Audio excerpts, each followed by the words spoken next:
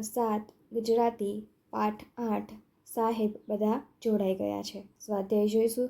Question 1 વાતચીત 1 તમારા મિત્રને બહારનું શું ખાવાની ટેવ છે? મારા મિત્રને બહારના નાસ્તા ખાવાની ટેવ છે. 2 તમારા ઘરમાં મોબાઈલનો સૌથી વધુ ઉપયોગ કોણ કરે છે? તો મારા ઘરમાં મોબાઈલનો સૌથી વધુ ઉપયોગ મારા પપ્પા કરે છે. 3 મોબાઈલ વાપરતા તમને ઘરમાં કોણ રોકે છે? તો મોબાઈલ વાપરતા મને ઘરમાં મારા માતા પિતા રોકે છે. 4 તમે કેવા પ્રસંગે બહાર જમવા જાઓ છો? તો અમને જન્મદિવસ કે લગ્નતિથિની ઉજવણી જેવા પ્રસંગે બહાર જમવા જઈએ છીએ. 5 તમે ક્યારે ઓનલાઈન જોડાઓ છો? તો અમે જ્યારે અમારી શાળા તરફથી ઓનલાઈન વર્ગો ગોઠવવામાં આવે છે ત્યારે ઓનલાઈન જોડાઈએ છીએ. 6 મોબાઈલ આપણને કેવી રીતે ઉપયોગી છે? તો મોબાઈલમાં ઇન્ટરનેટનો ઉપયોગ કરીને આપણે દુનિયાભરનું જ્ઞાન મેળવી શકીએ છીએ. આપણાથી દૂર રહેતા આપણા મિત્રો કે કુટુંબીજનોને જોઈને તેમની સાથે વાતો કરી શકીએ છીએ અને તેમને સંદેશ પણ મોકલી શકીએ છીએ. મોબાઈલના ઉપયોગથી આપણે આપણી શાળા કે કોલેજનો અભ્યાસ ઘર બેઠા પણ કરી શકીએ છીએ. ટૂંકમાં મોબાઈલની મદદ વડે આપણે દુનિયા સાથે જોડાઈ જઈએ છીએ. 7 જોઈએ મોબાઈલના લાભ અને ગેરલાભ જણાવો. તો મોબાઈલના લાભ અને ગેરલાભ આ વિષય એક સિક્કાની 2 બાજુ જેવા છે. આપણે તેનો કઈ રીતે ઉપયોગ કરીએ છીએ તેના પર બધો આધાર રહેલો છે. સૌપ્રથમ આપણે મોબાઈલના લાભ વિશે જોઈએ. તો મોબાઈલમાં ઇન્ટરનેટનો ઉપયોગ કરીને આપણે દુનિયાભરનું જ્ઞાન મેળવી શકીએ છીએ. આપણાથી દૂર રહેતા આપણા મિત્રો કે કુટુંબીજનોને જોઈને તેમની સાથે વાતો કરી શકીએ છીએ અને તેમને સંદેશ પણ મોકલી શકીએ છીએ. મોબાઈલના ઉપયોગથી આપણે આપણી શાળા કે કોલેજનો અભ્યાસ ઘર બેઠા પણ કરી શકીએ છીએ. મોબાઈલનો ઉપયોગ કરીને આપણે થોડી જ પળોમાં પૈસા એક જગ્યાએથી બીજી જગ્યાએ મોકલી શકીએ છીએ. ઘરે બેઠા આપણને દેશ વિદેશમાંથી ખરીદી કરી શકીએ છીએ. મોબાઈલ વડે આપણે દેશ વિદેશમાં રહેતા અજાણ્યા લોકોને મિત્ર બનાવી શકીએ છીએ. ટૂંકમાં મોબાઈલની મદદ વડે આપણે દુનિયા સાથે જોડાઈ જઈએ છીએ. મોબાઈલના ઉપયોગથી આંખોને નુકસાન થાય છે. મોબાઈલમાં ઇન્ટરનેટનો ઉપયોગ કરીને ગુનેગારો વિવિધ ગુનાઓ આચરે છે. મોબાઈલનો ઉપયોગ કરવાની લત લાગી જાય તો સેંકડો કલાકની બરબાદી થાય છે. બાળકોના અભ્યાસ પર પણ ખરાબ અસર પડે છે. આમ આ રીતે મોબાઈલ ફાયદાકારક પણ છે અને નુકસાનકારક પણ છે. આપણે તેનો ઉપયોગ કઈ રીતે કરીએ છીએ તેના પર આધાર છે. ક્વેશ્ચન 2 વાક્યો વાંચી સાચા વાક્યો સામે ખરાની નિશાની કરો. 1 મમ્મીએ મોબાઈલ લઈ લેતા મેં દેકારો મચાવ્યો. સાચું. 2 બાળકોને ગેમ રમવાની રજા મળતા કાગરોળ કરી. તો ખોટું. 3 સમડી કાગડાના બચ્ચાને ઉપાડી ગઈ તેથી કાગડાએ કાગરોળ કરી. સાચું. 4 બસ દુર્ઘટનાના સમાચાર સાંભળતા જ મુસાફરો વાલોપત કરવા લાગ્યા. તો ખોટું. ક્વેશ્ચન 3 પાઠના આધારે નીચેના વાક્યો કોણ બોલી શકે તે લખો. 1 પણ મોબાઈલ અમારે તો જોવો હોય ને. તો રાજેશ. 2 આજનો આપણી મીટિંગનો વિષય તો તમને ખબર જ છે ને. તો શિક્ષક. 3 હું એકલો ક્યાં વડાપાવ ખાઉં છું, તું પણ ખાય જ છે ને. તો વિવાન. 4 આપણે સાયબર ગુનાથી બચવું જોઈએ નહીં તો નુકસાન થાય. શિક્ષક. ક્વેશ્ચન 4 જોડકા જોડો. ઓકે, જોડકામાં છે ડાયરેક્ટ હું આન્સર બોલી જાઉં છું. પહેલામાં આવશે 5 નંબર, બીજામાં 1 નંબર, ત્રીજામાં 2 નંબર, ચોથામાં 3 નંબર, પાંચમામાં 4 નંબર. એના પછી ક્વેશ્ચન 5 છે આપેલી જાહેરાતના આધારે પ્રશ્નના જવાબ આપો. તો પહેલું છે લંચ અને ડિનરનો શું તફાવત છે? તો બપોરે લેવામાં આવતા ભોજનને લંચ અને રાતે લેવામાં આવતા ભોજનને ડિનર કહેવામાં આવે છે. 2 મહિનામાં કેટલી વાર 150 રૂપિયામાં ભોજન મળશે? તો મહિનામાં એક વાર 150 રૂપિયામાં ભોજન મળશે. 3 અહીં 100% વેજીટેરિયન કેમ લખ્યું હશે? તો ત્યાં માંસ અને ઈંડામાંથી બનાવવામાં આવેલી વાનગીઓ પીરસવામાં નહીં આવતી હોય અને ફક્ત શાકાહારી ભોજન મળતું હશે, તેથી અહીં 100% વેજીટેરિયન એમ લખ્યું હશે. 4 તમારે બમણા રૂપિયા ક્યારે ચૂકવવા પડશે? તો ભોજનનો બગાડ કર્યો હશે ત્યારે બમણા રૂપિયા ચૂકવવા પડશે. 5 અનલિમિટેડ એટલે શું? તો અનલિમિટેડ એટલે એકવાર નિર્ધારિત કરેલા પૈસા આપ્યા પછી વ્યક્તિ જેટલું જમવું હોય તેટલું જમી શકે. ક્વેશ્ચન 6 તાજેતરમાં બનેલ એક બનાવ વિશે તમને જાણવાની મજા પડશે. તેની નીચે આપેલા પ્રશ્નોની વર્ગમાં ચર્ચા કરો. આ બનાવ છે જે તમને બુકમાં બી આપેલો જ હશે, તો એના ડાયરેક્ટ આપણે પ્રશ્નો જ જોઈ લઈશું. ઓકે, પહેલો છે કોના ખાતામાંથી ઓનલાઈન ચોરી થઈ કેટલા રૂપિયા? તો એક મોટી કંપનીના સીઈઓના ખાતામાંથી 16 લાખ રૂપિયાની ચોરી થઈ હતી. બીજું સાયબર ક્રાઇમનું કામ શું છે? તો ઓનલાઈન જેટલા પણ ગુના થાય છે તેને ઉકેલવાનું કામ સાયબર ક્રાઇમનું છે. 3 તમારા ઘરના સભ્યોના ખાતામાંથી ઓનલાઈન ચોરી ન થાય તે માટે તમને તમે તેમને કઈ સૂચના આપશો? તો મારા ઘરના સભ્યોના ખાતામાંથી ઓનલાઈન ચોરી ના થાય તે માટે હું તેમને પોતાના બેંક ખાતાઓની વિગત, જેમ કે એકાઉન્ટ નંબર, એટીએમ કાર્ડની વિગત, બેંકમાં લેવડ દેવડ કરવા માટે આવતા ઓટીપી વગેરે કોઈને પણ ન આપવાનું જણાવીશ. એ ઉપરાંત અજાણી કોઈ પણ લિંક ન ખોલવી તે પણ જણાવીશ. કોઈની સાથે પોતાના આધાર કાર્ડની વિગતો પણ ન જણાવવી જોઈએ તેમ જણાવીશ. 4. છેવટે ગુનાનો ભેદ કેવી રીતે ઉકેલાયો? તો ઓફિસના સીસીટીવી ફૂટેજ ચકાસતા જાણવા મળ્યું કે ઓફિસના સીઈઓનું મોબાઈલ ચાર્જ બદલાઈ ગયું હતું અને તેની જગ્યાએ બીજું યુએસબી ચાર્જ મૂકવામાં આવ્યું હતું. આવા ચાર્જરમાં પહેલેથી જ માઇક્રોચિપ મૂકવામાં આવે છે અને વપરાશકર્તાઓના ડેટા કોપી કરીને હેક કરવામાં આવે છે. તે જ રીતે અહીંયા પણ ચાર્જર દ્વારા ફોનનો તમામ ડેટા હેક કરવામાં આવ્યો હતો અને આખું મોબાઈલ બેન્કિંગ હેક કરવામાં આવ્યું હતું. ત્યારબાદ ખાતામાંથી પૈસા સરળતાથી ઉપાડી લેવામાં આવ્યા હતા. 5. બેંકનો ટોલ ફ્રી નંબર ક્યારે કામ લાગે છે? તો આપની સાથે જ્યારે સાયબર ક્રાઇમની ઘટના બને છે ત્યારે બેંકની તેની જાણ કરવા માટે બેંક ટોલ ફ્રી નંબર કામ લાગે છે. ક્વેશ્ચન 7. કાવ્ય પંક્તિઓ વાંચી 3 પ્રશ્નોની રચના કરો. તો આ કાવ્ય પંક્તિઓ છે એના પ્રશ્નો બનાવવાના છે. તો પહેલો બનશે, કવિ અહીંયા કોઈની જોડે નહીં મળે તેમ કહે છે. તો પહેલો પ્રશ્ન. બીજો, કવિએ અહીં માતાને શેની પુતળી કહી છે? આ બીજો છે. અને ત્રીજો, માતાના વેણ શેનાથી ભરેલા છે તેમ કવિ કહે છે. પ્રશ્નો છે. ઓકે. અને એના પછી ક્વેશ્ચન 8. નીચે આપેલી ખાલી જગ્યામાં યોગ્ય શબ્દ મૂકો. તો 1. આપણે ખાલી જગ્યા માણસ બનવાનો પ્રયત્ન કરવો જોઈએ. તો સારા. 2. પરીક્ષામાં ખાલી જગ્યા ટકા આવવાથી જિંદગી હારી જવાતી નથી. તો ઓછા. 3. ભારત દેશની ખાલી જગ્યા નાગરિકોની ખૂબ જરૂર છે. તો દેશભક્ત. 4.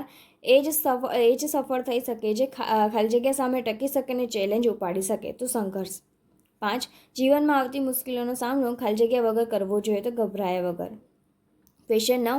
આપેલ શબ્દમાંથી કોઈ 2 અક્ષર મળીને અંગ્રેજી શબ્દ બને છે તે શોધો અને તેને ગુજરાતી અર્થ લખો. તો પેલું છે ગમગીન. તો ગન એટલે બંદૂક. બીજું કામણગાર છે. તો કાર એટલે મોટર ગાડી. ત્રીજું સફરજન. તો 2 બનશે ફર રૂવાટી અને રન એટલે દોડવું. 4. ભાવનગર છે. રન એટલે દોડવું, ગન એટલે બંદૂક. ક્વેશ્ચન 10 છે. નીચેના 2 શબ્દોનો ઉપયોગ કરીને વાક્ય બનાવો. પેલું આમાં આપ્યું છે સફળ વિરુદ્ધાર્થી નિષ્ફળ. તો વાક્ય બનશે જીવનમાં ક્યારેક સફળ થવાય તો ક્યારેક નિષ્ફળ પણ થવાય છે, જેથી જીવનમાં સંતુલન રાખવું ખૂબ જ જરૂરી છે. બીજું આદર. તો વિરુદ્ધાર્થી અનાદર. તો વાક્ય કોઈ દ્વારા આપણને આદર મળે કે અનાદર આપણે મનમાં લેવું જોઈએ નહીં. 3. લાભ. તો એનું ગેરલાભ. વાક્ય બનશે લાભ કે ગેરલાભનો વિચાર કર્યા વગર જીવનમાં સારા કામો કરતા રહેવું જોઈએ. 4. પ્રવૃત્ત. એનું વિરુદ્ધાર્થી થશે નિવૃત્ત. પછી વાક્ય બનશે નિવૃત્ત થયા પછી પ્રવૃત્ત રહેવું ખૂબ જ જરૂરી છે. 5. માન. તો અપમાન. વાક્ય બનશે સંતોને માન કે અપમાનથી કોઈ જ ફરક પડતો નથી. ક્વેશ્ચન 11. આપેલા પ્રશ્નોના જવાબ લખો. તો 1. ઓનલાઈન મિટિંગના ફાયદા જણાવો. તો ઓનલાઈન મિટિંગ ઘણી ફાયદાકારક છે. તમે તમારી આરામદાયક જગ્યાએથી મિટિંગમાં સહભાગી થઈ શકો છો. તમે તમારા દૂરના ગ્રાહકો કે સાથીદારો સાથે તેમની પાસે ગયા વગર કામની વાતચીત કરી શકો છો અને તે રીતે સમય અને પૈસાની પણ બચત થાય છે. તમે મુસાફરી કરતા હો તો પણ તમે ઓનલાઈન મિટિંગમાં ભાગ લઈ શકો છો. ઓનલાઈન મિટિંગમાં દસ્તાવેજો કે ફાઇલો મોકલવાનું ઘણું સરળ બની રહે છે. વળી ઓનલાઈન મિટિંગને રેકોર્ડ પણ કરી શકાય છે, જેથી તમે જે સભ્ય મિટિંગમાં હાજર રહી શક્યા ન હોય તેને મોકલી પણ શકો છો અને તમે પણ તેનો ભવિષ્યમાં ઉપયોગ કરી શકો છો. બીજું જોઈએ, શરીરની તંદુરસ્તી જાળવી રાખવા શું કરવું જોઈએ. તો શરીરની તંદુરસ્તી જાળવી રાખવા માટે સૌપ્રથમ પોષણયુક્ત આહાર લેવો જોઈએ. આપણા ખોરાકમાં પ્રોટીન, રેસા, વિટામિન, કાર્બોહાઈડ્રેટ પદાર્થો વગેરેનું સંતુલિત મિશ્રણ હોવું જોઈએ. તે ઉપરાંત આપણે યોગ, પ્રાણાયામ, કસરત, ચાલવું, દોડવું, તરવું વગેરે જે અનુકૂળ હોય તે દિવસમાં 30થી 40 મિનિટ માટે કરવું જોઈએ. રાતે ઓછામાં ઓછી 7થી 8 કલાકની ઊંઘ લેવી જોઈએ. તણાવ અને ગુસ્સો કરવાથી દૂર રહેવું જોઈએ. ત્રીજું, સાયબર ક્રાઇમથી બચવા આપણે શું કરવું જોઈએ. તો સાયબર ક્રાઇમથી બચવા આપણે સૌપ્રથમ તો આપણા ફોનમાં આવતા લોભામણા સંદેશા કે કોલથી દૂર રહેવું જોઈએ. બેંકના નામ પર કરવામાં આવતા ફોન કોલ્સને અવગણવા જોઈએ અને આપણી બેંકને લગતી કોઈપણ જાણકારી અજાણી વ્યક્તિને આપવી જોઈએ નહીં. ઓનલાઈન ખરીદી કે વેચાણ કરતી વખતે અજાણ્યા QR કોડ સ્કેન ન કરવા જોઈએ. તમારા મોબાઈલ કે બેંકના કાર્ડના પાસવર્ડને કોઈને પણ જણાવવા જોઈએ નહીં અને તેમને સમયાંતરે બદલતા રહેવું જોઈએ. કોઈ પણ અજાણી લિંક ખોલવી જોઈએ નહીં. જાહેર જગ્યાએ કે બસ કે ટ્રેનમાં મૂકેલા ચાર્જ પર ચાર્જર પર ફોન ચાર્જ કરવા મૂકવો જોઈએ નહીં. ચોથું જોઈએ, દેશભક્ત કોને કહેવાય? તો દેશનો નાગરિક કે જે પહેલાં પોતાના દેશ વિશે વિચારે, દેશનું અહિત થાય તેવું એક પણ કામ ન કરે, દેશ હિતમાં થનારા દરેક કામમાં સહકાર આપે અને પોતાનું શક્ય તેટલું યોગદાન આપે અને દેશની અર્થવ્યવસ્થા, સલામતી, સુરક્ષા વગેરે માટે થતા કામોમાં અવરોધરૂપ ન થાય તેને સાચો દેશભક્ત કહેવાય. ક્વેશ્ચન 12 છે, નીચેનું ઉદાહરણ વાંચી તે મુજબ બીજા વાક્યો લખો. એમાં આવશે રોહિતે સદી કરી તો રોહિતે વડે સદી કરાઈ. 2 માતાએ પુત્રને દૂધ આપ્યું તો માતા વડે પુત્રને દૂધ અપાયું. 3 ગુરુજીએ શિષ્યને પ્રેરણા આપી તો ગુરુજી વડે શિષ્યને પ્રેરણા અપાઈ. ક્વેશ્ચન 13 છે, પ્રત્યય મૂકી ખાલી જગ્યા પૂરો. તો 1 આ પત્ર મહેશ ખાલી જગ્યા આપજો તો મહેશને. બીજું, બા ખાલી જગ્યા પત્રમાં ખૂબ જ યાદ લખાવી છે, બા એ.